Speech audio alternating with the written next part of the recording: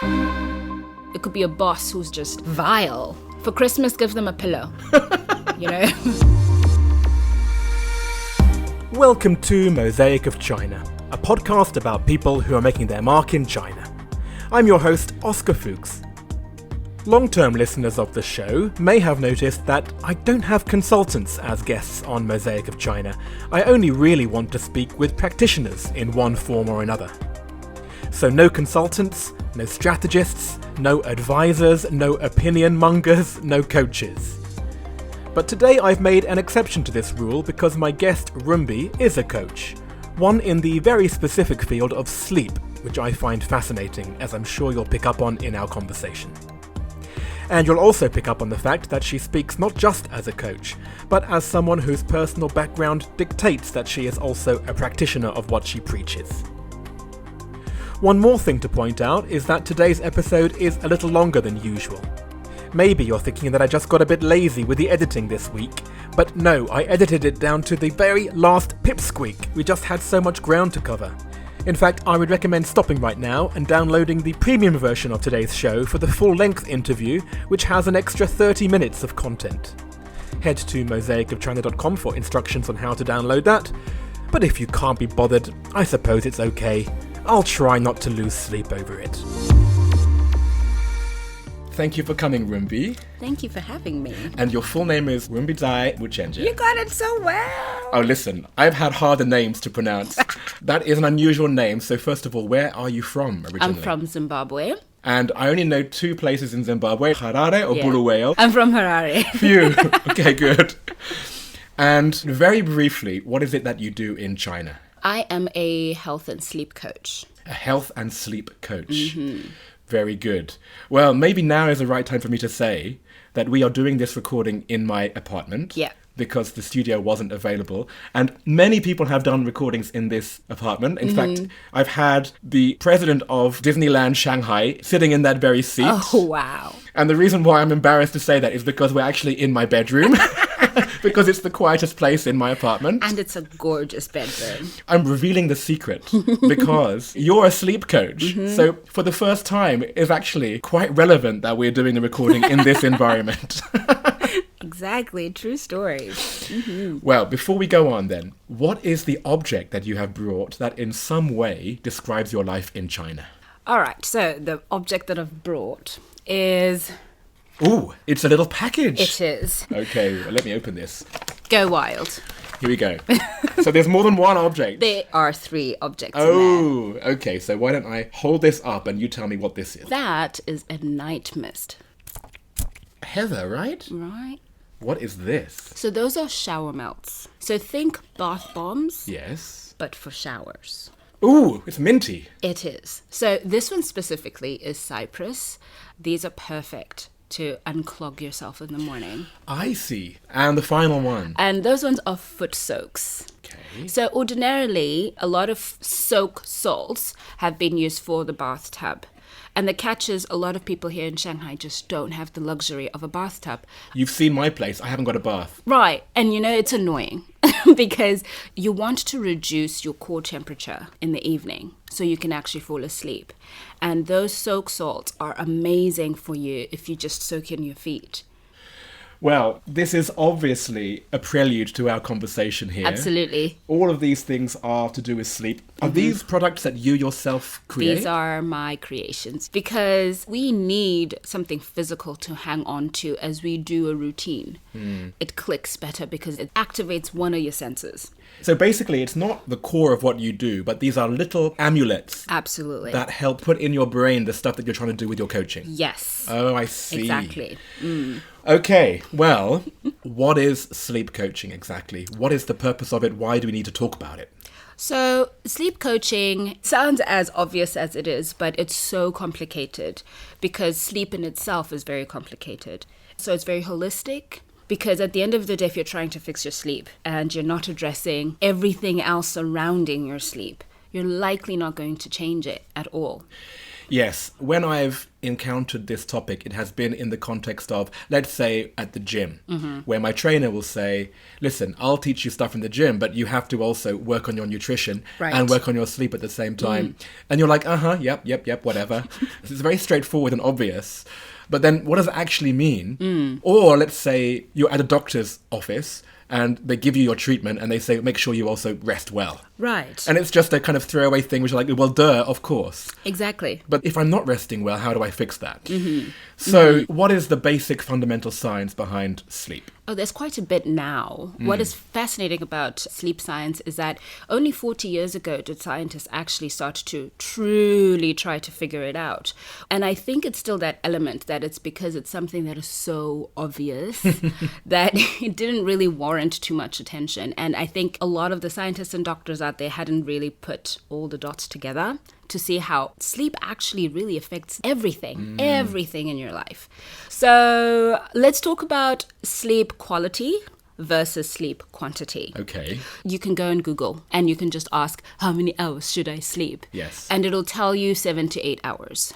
But not everybody actually will get 7 to 8 hours. It is also very individual. You could do just right with 7 hours, and that's not a problem. For another person, it could be 9 hours.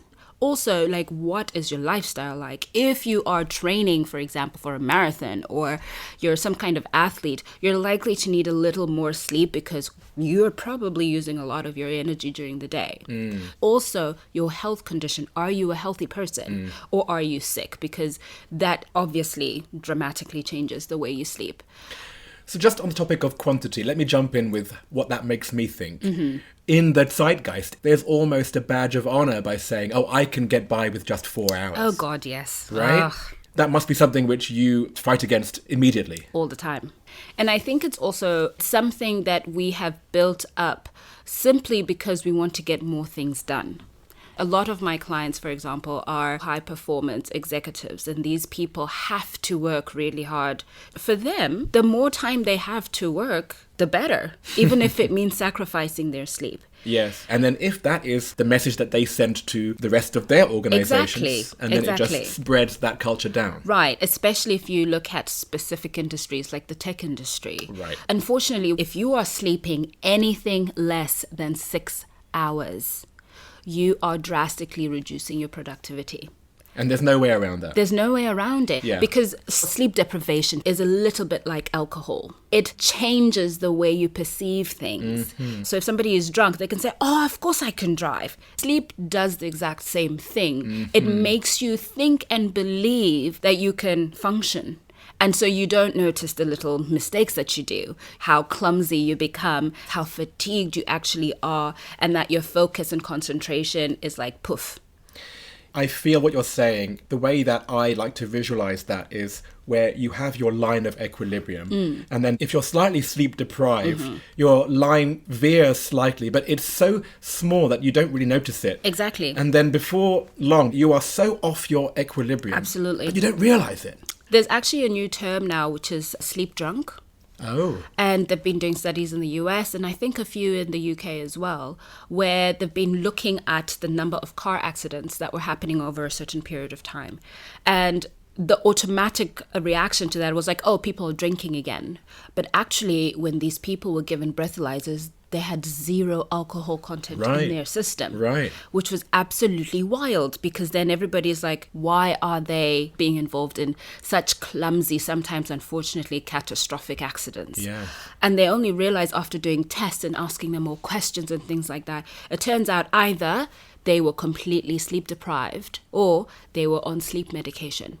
Oh, and sleep medication makes you drunk as well? Absolutely. Unfortunately, what sleep medication does, especially if it's used over a long period of time, it actually starts to inhibit your senses. So just like alcohol. So while it can get you to sleep, it sedates you. It doesn't necessarily give you quality sleep.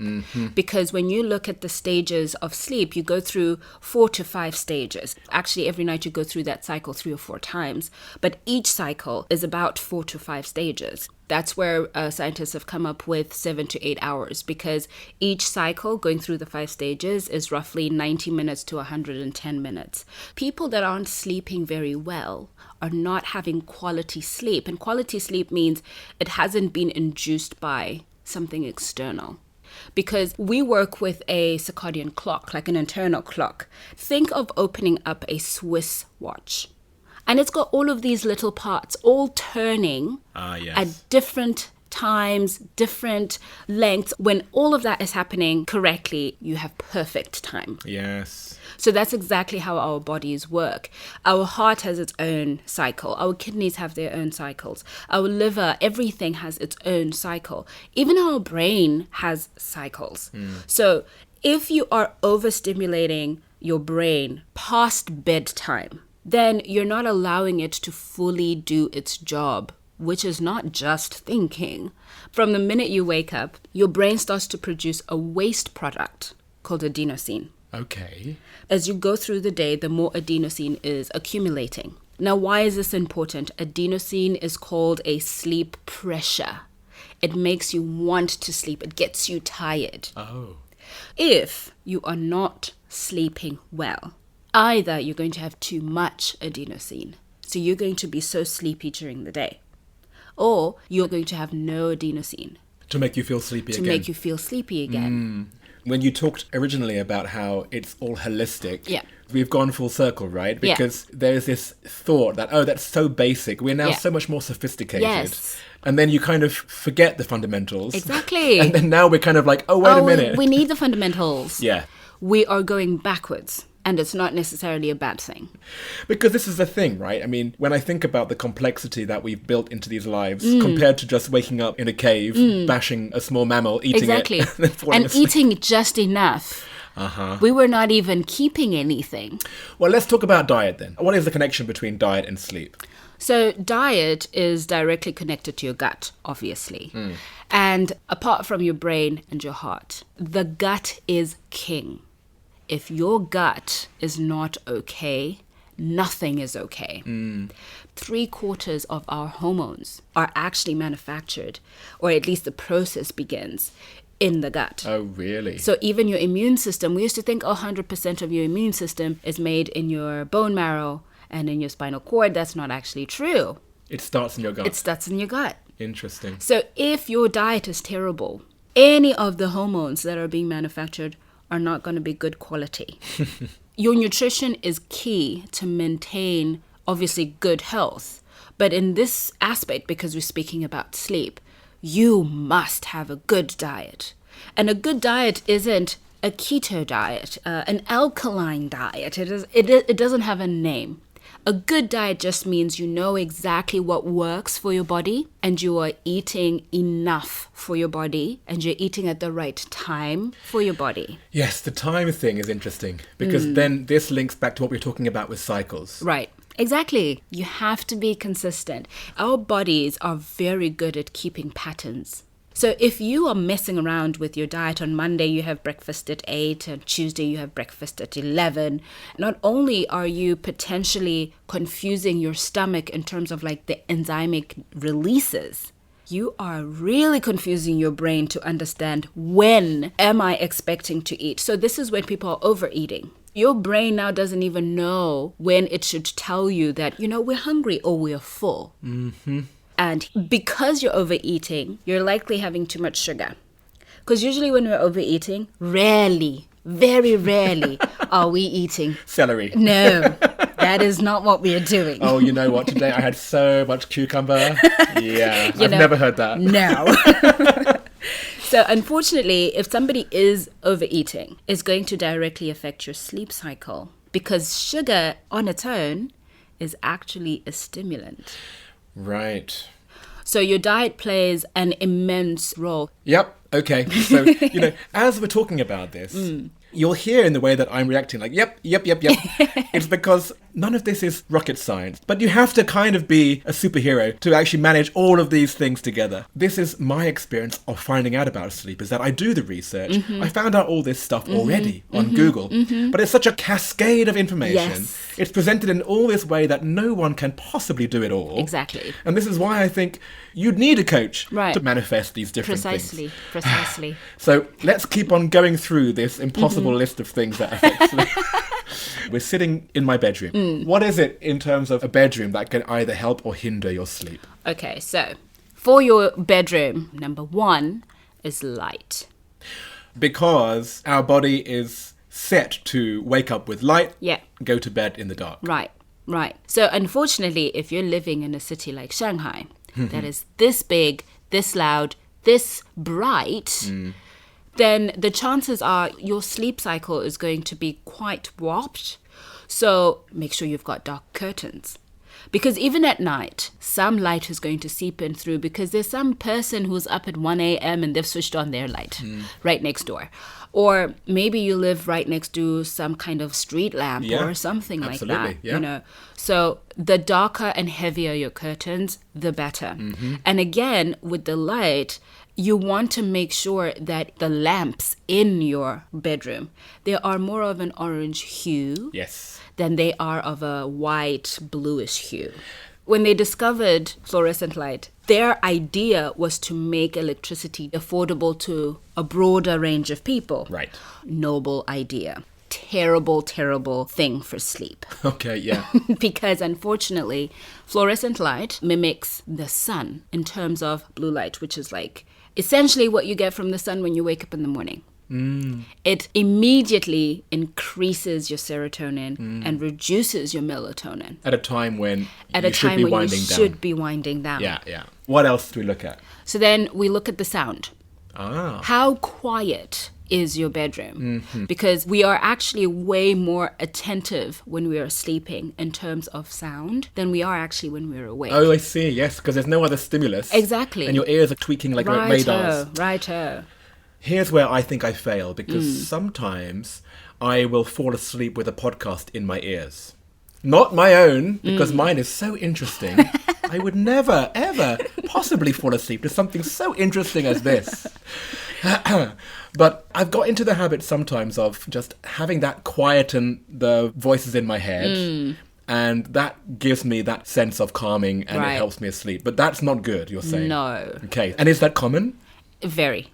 Extremely, actually. Because it does give you that calming feeling. Like, I love to listen to rain sounds, for example. Okay, yeah, well, that's better, I would say. Right. But you have to put a timer on it between 10 to 15 minutes. Because if it goes longer than that, now you're getting into proper sleep. Because 20 minutes is nap sleep. First and second stage, that's pretty okay. But it is a stimulus. So it will still do something, because it's not like your ears are dead when you sleep. So now it is no longer meeting the purpose anymore. And yet it is still trying to mess up with your natural rhythms. Right, because now it's not doing what it's supposed to do.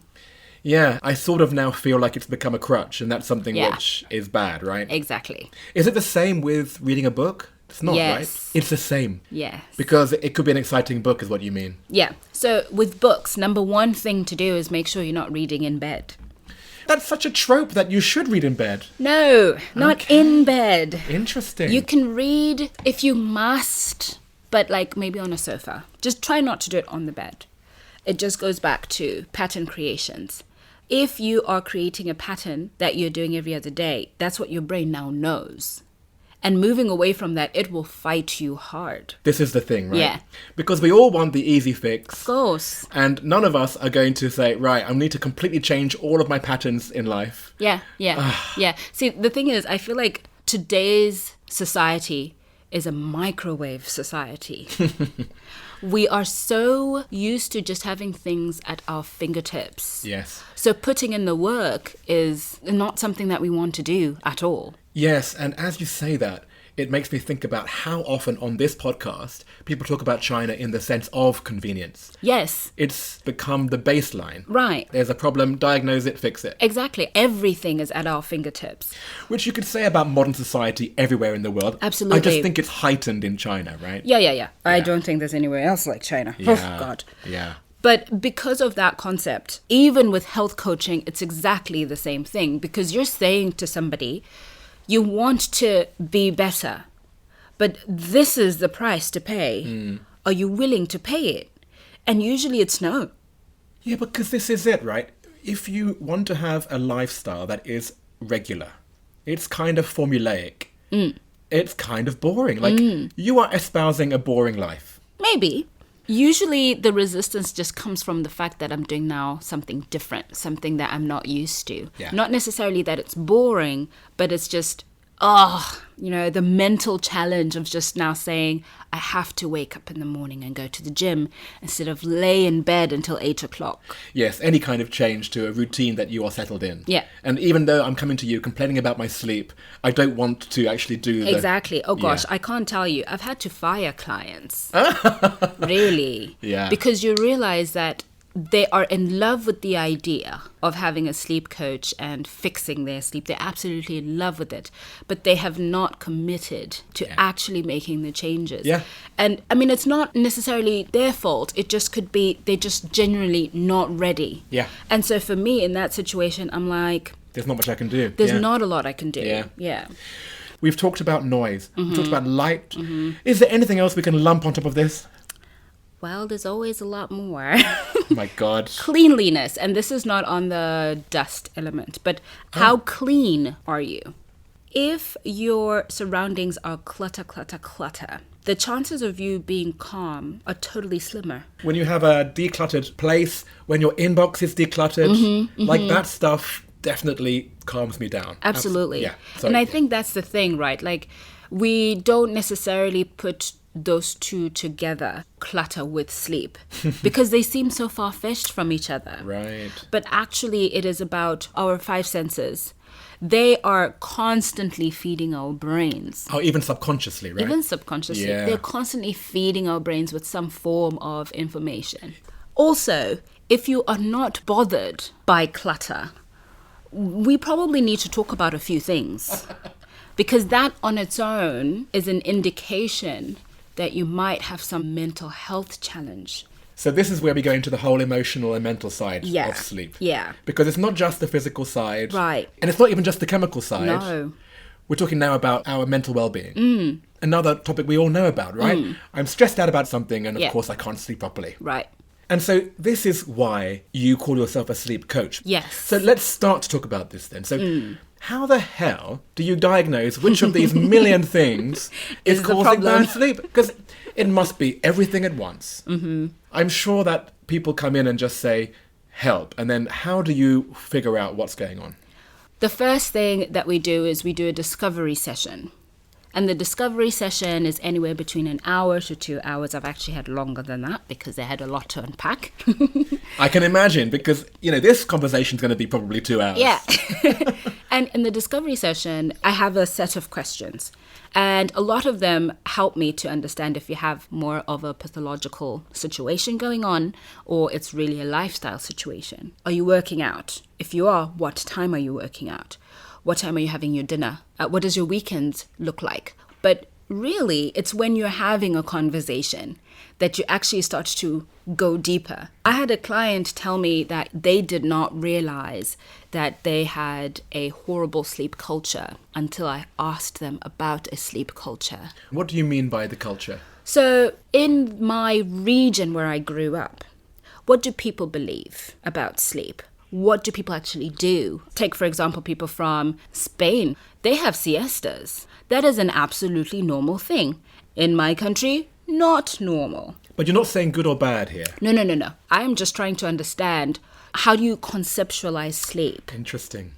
Because that will also allow me to understand how best to even approach sleep with you.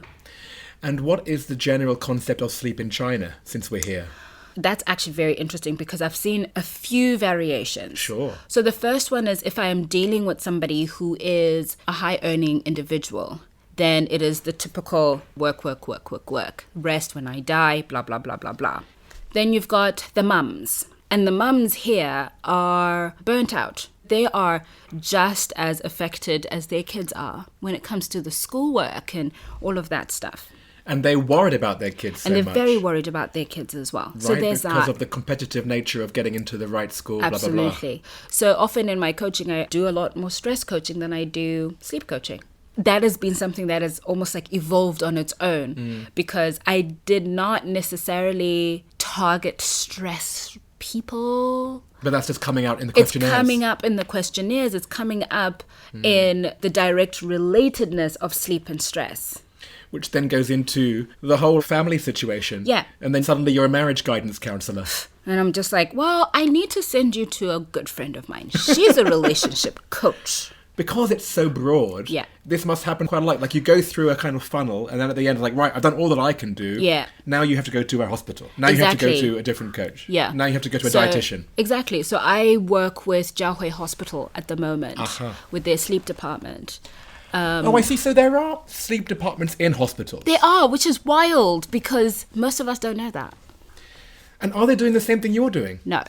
So there is a pathology and there's a treatment and that's it. And that's it. Okay. And it's fantastic. But what I have noticed because of working in hospitals most of my career, the doctor can tell you A, B, C, D, this is what you need to go and do at home. If you don't know how to take those things that the doctor have said and make it actually apply to your lifestyle, the chances of you actually doing this thing are going to be slim. No, it's zero. Right? No, it's zero. I mean, I've had advice just in general being given to me, like, oh, you have to do this and eat better and sleep better. It's like, where do I even start? Yes. Yeah. And that's what makes me very different. I focus on how to get whatever they've said and actually make it apply to your real everyday life and not make you feel like you have to uproot your whole system that you love. Or if you do, at least you do it incrementally. Exactly. And you coach them through it. Yeah. Yeah. We use a term called crowding out. Crowding out. Yeah. So instead of like just going cold turkey on something, we start flooding you with the good things that you need to be doing so that you don't have enough time for the bad things that you were doing before. Right. If my tummy is full of cucumbers, I can't put any more potato chips in there. Exactly. Yes. Drink more water, less time to stress about stuff. It's almost like distraction, isn't it? Distract your brain, distract your gut. It really Yes, is because you crowding have out. to do that. Interesting. You absolutely have to do that. We were talking about cultures and Yes. specifically Chinese culture. Was there anything we hadn't touched? You talked about mothers and high performers. Yeah. And then you've got folks that have nothing going on. Oh, this sounds familiar to me, right? Where their schedules are very sui bien. They don't necessarily have to be waking up to do something specific unless they make the option. Oh, so you're saying zero routine. Yeah. Which is the bane of sleep, right? Yes. So I'm guessing this is a certain social strata. Yeah. It's almost the opposite of stress. Exactly. And you would think that people in that situation have it all together and they are stress-free and they can just sleep and all of that. That's the dream, right? That's the dream. And you know what's funny? This is what society has kind of made us believe what success is, right? Like, when I finally make it, I don't have to work a day in my life. But actually, that is the worst thing you want to do for yourself. Yes, because that's the trope where somebody retires and they die the next week, right? Exactly, Yes. exactly. I've had clients, they've worked quite a bit. And then now they don't have to because their net worth is pretty decent. They don't really have to work at all. And all of a sudden, they can't sleep. And they're like, they think they are resting, but really they're just doing nothing at all. We look at their lifestyle and say, okay, so what can we do now? Actually building up routine. Oh, well, you know, maybe I like painting. Let's find you a painting class. And unfortunately, those are the most common things that I see in my practice. Oh, really? Out of everything? Yeah. It's those people. Well, I guess because what you're offering is a service which people would still see as luxury right now. Right? It's not something which is on every street corner. Yeah. So the people who are coming to you, they have a certain disposable income. Yeah. And that's now self-selecting the kind of people you see. Exactly. Interesting. Yeah. It's the everyday person who's suffering quite a bit. Much more. Yeah. And it's the everyday person who is reducing their life expectancy because of sleep deprivation and stress and all of these horrible things. Rumbiey, all of us are. Yeah. I mean, I can't think of one person who doesn't have some kind of issue with one of the things we've talked about. Yeah, that's the thing. And it's frightening. We have gone so long doing these things, being these things, that they're almost a non-conversation point. You know, I always say we are still children. So think of a toddler. You know, if they don't get enough sleep, the world will come crashing down. They will scream, yell, have a tantrum. Yes. We are literally like that. The only difference is we're not going to throw ourselves on the floor and roll around. No. But it could be a boss who's shouting and they're screaming and they're just vile. These are toddlers who haven't had enough sleep. Exactly. Oh, gosh. For Christmas, give them a pillow. You know? Potentially, this could be the real reason. And we might not have those emotional outbursts like that, but we'll have internal outbursts. Oh, I see. The way you think of yourself is diminished simply because they're underslept. There's such a thin line between being mentally healthy and unhealthy. And that line is actually predominantly sleep. It's so funny. Doing this project, I like to have people sitting in that chair who come from all kinds of backgrounds. And what I tend to experience through them is that somebody who is a historian will just see everything in the context of history. Someone who is in marketing, they'll see everything as controlled by marketing. And that's the lens they see their life. Everything is to do with sleep right there. I mean, you must have friends who are like, Rumbiey, shut the f*** all up. the time. All the time. Because, yeah, you will see people and you're like, oh, that guy's got a slouch. Yeah. Sleep. Like, oh, that guy's not in a good mood. Sleep. Like, oh, that guy's blind. He's not getting enough sleep. Just yesterday, going for lunch with my friends is torturous to them, I think. I also have to genuinely turn it off.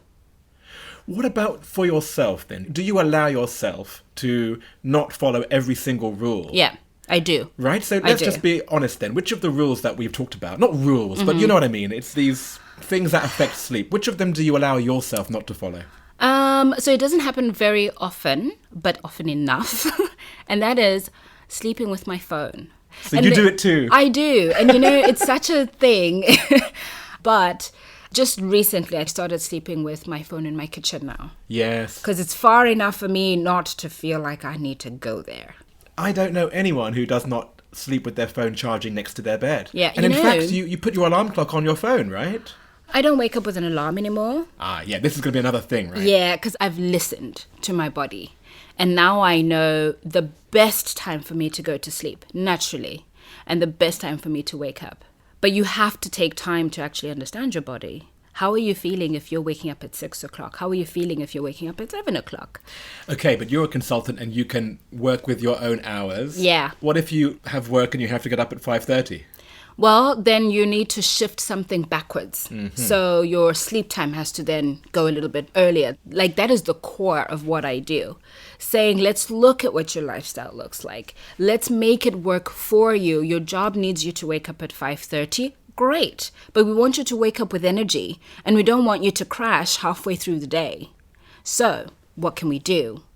And it's the idea that you'll listen to your body and then you'll wake up naturally at 5:30 at some point? Eventually, because it's also a pattern that you've created. I mean, you've definitely given me, personally, a lot to think about. I feel bad because we've talked about what you do and we haven't talked about actually who you are. Of course, I've got to know you a lot. Yeah. But why don't we just finish off this first part of the conversation by asking you, like, how did you get to become a sleep therapist here in Shanghai? That's a very long story, but I'll try to make it really short. So I grew up with a family that was fairly unhealthy. And not necessarily that they were doing something specifically wrong. There are a lot of genetic issues. So on my dad's side, there's cancer.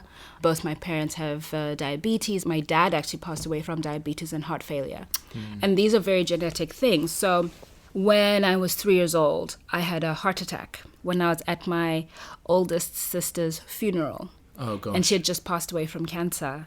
So you can imagine the stress that my parents had to deal with. They haven't even buried their daughter, and their youngest daughter is being whisked away to an emergency room.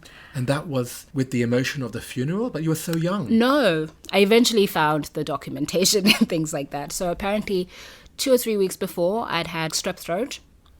This little bug migrated to my heart. Wow. And my heart rate was crazy, crazy fast, even for an adult, that it eventually stopped. On the day of your sister's funeral? On the day of my sister's funeral. Following that, I had to go to doctors every single Saturday like it was the most normal thing to do. Oh, I see. So I grew up around a lot of medicine, obviously. And so it went on through school as well. And it just sort of solidified that I wanted to do something to help. My sister was working for a hospital and she was like, let me get you a part-time job. Right. It was at the hospital and I was just a receptionist, just answering phone calls and smiling. That's all. But I loved it. Right. I absolutely loved it because for the first time I felt like I was genuinely helping with the little bit that I knew. Yeah. Then it was time to go to university. And then that's when the economy took a nosedive. And all of my parents' university savings got wiped out in one day. Yeah. And all of a sudden, I can't afford to go to school and I had to figure out a new plan. And I was still stuck as a receptionist. I was always found wandering the corridors and talking to patients. This is starting to sound something like what you're doing now. Yes. I see. That's where the spark happened. And the more I spoke to these patients, because I was very different. I was not a doctor. Yeah. I was not a nurse. So I wasn't a person with this immense authority that kind of scared them. All of a sudden, they're telling me what they miss and their fears of going home after they get discharged or the things they're not very happy about in the hospital. And I would start telling my GM, hey, so I just kind of talked to a few patients and they said, maybe if we did this instead of what we're doing now, they would be more comfortable. So I ended up having a whole department. Oh, what? Yeah. So with that, fast forward, I get an amazing opportunity through my uncle. And he says, well, why don't you go to China? Go and see what's there. And I'd never, ever thought about China at all. Amazing. When I came to China, I found Chinese medicine because I was not feeling well. And I think it's just a complete culture shock. Yeah. So my friend then says to me, have you tried Chinese medicine? And I walk in and this doctor clearly sees I'm sick. And I was so scared because I'm all by myself here. Yeah. Luckily, the girl at the reception could translate. She's like, he says your heart rate is so fast, you're going to have a heart attack. He's going to do acupuncture. I'm like, what's that? Oh, wow. I didn't even know what that was. So he does literally 3 needles. And in 10 minutes, my heart rate calms down and I don't feel like I'm about to die. Oh, my gosh. And Yeah. then he says to me, I'll treat you for free. So for a whole month, I was going to do acupuncture and he was making me this horribly smelly, bitter medicine. But it helped. And I think, again, the stars aligned because at some point during that whole experience, I was on LinkedIn. And then I saw a job post pop up and they were looking for a marketing manager in a Chinese medicine clinic. I was like, okay.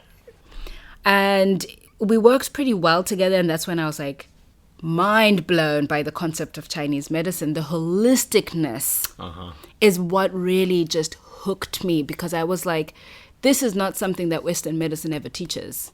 They eventually gave me a work visa and I felt home. Then I got sick and eventually it got so bad. I did go to the doctor and they were like, well, you have endometriosis. Endometriosis. So that's like an inflammation of the endometrium, which is like a lining in your uterus. Yes. And sometimes it can grow outside of your uterus. Right. And it is excruciating. Wow. So I was bedridden for almost 6 months. The treatments that they were giving me, they weren't necessarily working for me. And I was getting very frustrated because you're waking up with this pain, you're going back to bed with this pain. And you aren't functioning because of this pain. And all they're doing is almost like testing which one sticks. Yeah. And that wasn't working for me. So a friend of mine, she's a health coach. And I went to her and I'm like, I need your help. I feel like this is the end of me. Help. And she's like, maybe Rumbiey, you should study health coaching and do it for you, like to learn your body. And I swear to you, in 3 months, I had gone from 100% pain to like 30% pain just by changing my nutrition, the exercise, as well as my sleep, which I later discovered could be a thing. So I took extra studies for the sleep. That's a course which you did online? Right. Oh. Yeah. I knew also that I didn't want to necessarily be a doctor of sleep. I wanted to specifically focus on the lifestyle because I was like, there are doctors who do this already. Yeah. I don't want to necessarily be a part of that. And actually, it's not your skill set, really. Yeah. Your skill set was going between the lines that the doctors and nurses couldn't do. Exactly. Exactly. Be comfortable enough to weave into the everyday life of this person. Yeah. And be able to genuinely change some things other than the medical aspect of it. I'm very glad that we covered your story. There's a lot, and I'm looking at the objects that you brought, and the shortcut part of me says, right, I'm going to use these and fix my sleep. Yeah. I have to remember that these are just what you said at the beginning. These are physical manifestations of the much larger story that you've been able to share. And I hope that people listening would take away at least a few things. And if they need more, then they certainly know who to call. Absolutely. I just want to say thank you so much for inviting me to your bedroom. We're not finished. We have to do part 2. Yes. Oh. We have more to go, and I already know that we've gone so long in the first half. So we are going to whiz through the second half. Okay, cool. So let us start. Begin.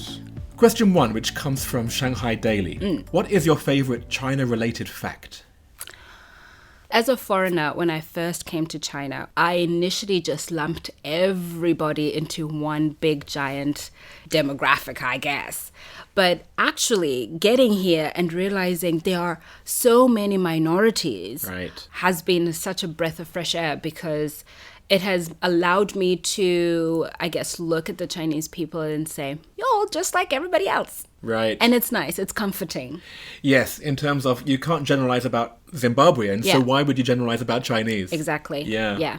What is the equivalent in Zimbabwe? What is the majority tribe or culture or language? So the majority tribe are the Shona. Aha. Are there any similarities between Shona culture and Chinese culture that More than you would believe. Really? I was shocked. So like the marriage culture is very similar here.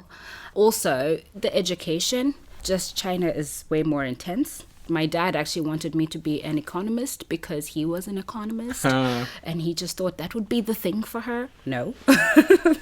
Interesting. He was very encouraging of my job at the hospital. And he would come, so my dad was weird. He would come and he would sit just in front of me and he would sleep. Just to be there. How funny. Another sleep connection as well. Question 2, which comes from Rosetta Stone. Do you have a favourite word or phrase in Chinese? Mama hu hu. Mama hu hu. And the reason why I love it is because it was one of my very first words that I learned. It's often the first word that a foreigner will learn. And I remember our Chinese teacher, because I did a full university education with Chinese, like for a full year. Wow. So it was very structured. And I remember my teacher, she would always say, Chinese people will immediately think you speak good Chinese. Really? But now I don't even use it anymore, because if you use it, people are just like, your Chinese is very low. Yes. It's one of those things that actually only the foreigners seem to say. Exactly. Which is interesting, because in this podcast, I assumed that it would come up more. It hasn't. There's only one other person who said it, and he was Chinese. Really? And when it came out of his face saying... You're just like... Why are you saying that? Because I've literally never heard a Chinese person say it. Yeah, I think it's something that they push more foreigners to say, because it's fun, it's cute, easy. Exactly, it's cute. And can you explain what it means? So it just means so-so. Very nice. Next question, which comes from Naked Retreats. What is your favourite destination within China? I would say Nanjing. Ah. Nanjing, for me, feels a lot like a town back home. So it's got the mountains, it's got the city, and it feels like the city is a little sunk in, sort of like in a valley, sort of. So the first time I went to Nanjing, I was like, I love this place. So for about a few years, I would make sure to look at the forecast to see if it was snowing in Nanjing. And I would go every winter. Nice. Just to go and see the snow. But specifically in Nanjing, because it had that homey feel. It's a chill city. Very cool.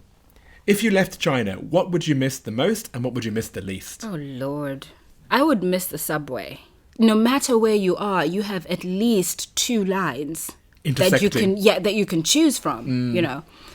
And it's also something I will not miss at the same time. Because of the crowds. I won't miss the crowds that are disengaged. I know exactly what you mean. And these are the people who act like crowds and not individuals. Yeah, and it's really sad. Yes, the flip side of the convenience, right? Next question, which comes from Smart Shanghai. Where is your favourite place to go out, to eat or drink or hang out? Well, unfortunately, a lot of my favorite places have been closed. Yes. But my favorite place right now is Barbarian on Wuyi Road, because it's new. Yeah, I didn't know that one. Near Zhongshan Park, actually. Yeah. I know which complex you mean. I just had lunch in one of those places the other day. It's pretty. It's quiet. People don't really know about it yet. Yeah, so I love that place. By the time this episode comes out, it's probably old news already. But as we're speaking, it's new. Still pretty cool. Next question. What is the best or worst purchase you've made in China? I think the best purchase was these mouth tapes. Mouth tapes? Yes. That's for if you're snoring, it shuts you up. Not just snoring, but it improves your breathing. Because you have to breathe through your nose? Yes, because we're always breathing through our mouth. Yes. So I actually initially bought them to try them out so I could give them to a client who has specifically this problem. So I tested them out and I'm like, oh my gosh, they're amazing. So now we have them. Wow. I'm picturing it. Yeah. This wouldn't be a turn on for me. No. And you wear them daily? I try whenever I remember to. Well. Weird, right? I mean, this is why I have this question, that I can get weird answers like that. Next question. What is your favourite WeChat sticker? Okay, let me actually send it to you. Oh, I see. Tell me what's going on in here. So it's Beyonce. Yeah. And she's busy flicking her hair. Yeah. And what I love about that is because every time I send it, it's because somebody has done something really cool. I think all my clients have received this. I'm pretty sure when they have done something really amazing, like with their meal plans or something, and I'm like, you got it. Oh, I see. So actually, it's out of generosity. It's not actually saying that you're the goddess. Oh, no. I always give it out to other people that, look what you've done. You've just done this amazing thing. Excellent. Yeah. Next question. What is your go-to song to sing at KTV? That would be Alicia Keys. Oh.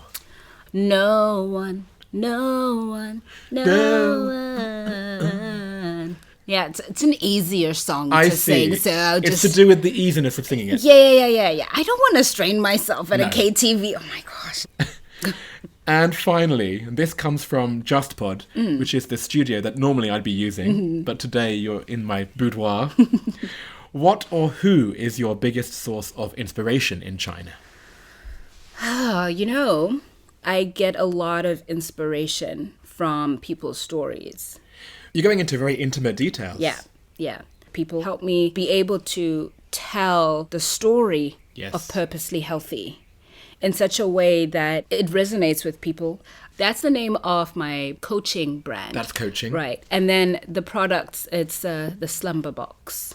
Rumbiey, thank you again. Thank you for having me. Oh, I love the sing-song. And before I let you leave, out of everyone you know in China, who would you recommend that I interview in the next season of Mosaic of China? I would recommend Dr. Gina. Gina? From A-Spine. Oh. So she's a chiropractor. And she has transformed my back and my shoulder. She invited me to her clinic. And she's like, hey, come in for a consultation. And I walked out of there after just one session, feeling like she had reversed so much. Wow. It'll be good to meet with Dr. Gina. Thank you so much. Thank you. First things first, I mentioned at the top of the show that there's an extra 30 minutes of content in the premium version of the show this week. Here's a whole bunch of clips from that version to show you what I mean. Sleep spindles and... I've never heard of sleep spindles. What the hell are you talking about? Do we know why our temperature drops? It's like hibernation. It's key in getting you to sleep. Say, Salibonani. And everybody, Salibonani! Everybody was just saying hello. The whole bus.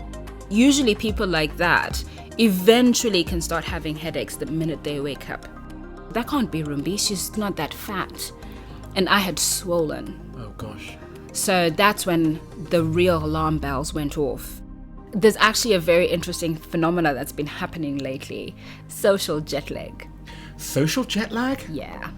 Eventually your body starts to suppress its own production because our bodies naturally produce melatonin. Oh, I see. You must lose some clients immediately at that point. Sometimes. Right? Sometimes. Like, don't talk about my life, just fix my sleep. Right. So I get in, get him out, and start to do CPR on him. Unfortunately, he passed away. Gosh. Okay, so no snoring during stage 3. That is an actual problem. It is not normal. They're like, if I can't sleep, I'll just wake up my wife. Deep clean your mattresses. Uh-huh. I can totally have a great time. And actually, yes, you will relax in that 1 week. Yeah. Then I come back, my life is still the same. Yes. It blocks 4th and 5th stages. Oh, so you never get the deeper You don't sleep. even get it. I wouldn't touch the kitchen surface over there if I were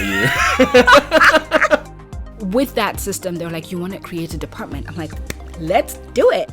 It's like, Right. Screw you, I've done it for the man the whole week, now I'm going to do what I want. In China, that's an actual thing. Sleep revenge. What? Sleep revenge. Initially, I wanted to be a doctor. Yeah, right. And then I was like, no, I've seen too much of them. No.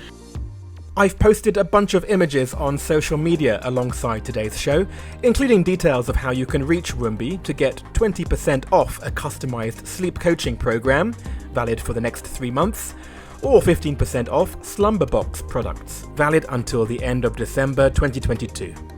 Just quote Mosaic of China and the discounts will apply. Mosaic of China is me, Oscar Fuchs, with artwork by Denny Newell. Coming up right now is a catch-up chat with the Armenian violinist Astrid Pokosyan from Season 1, Episode 4. And we'll be back with another new episode next week.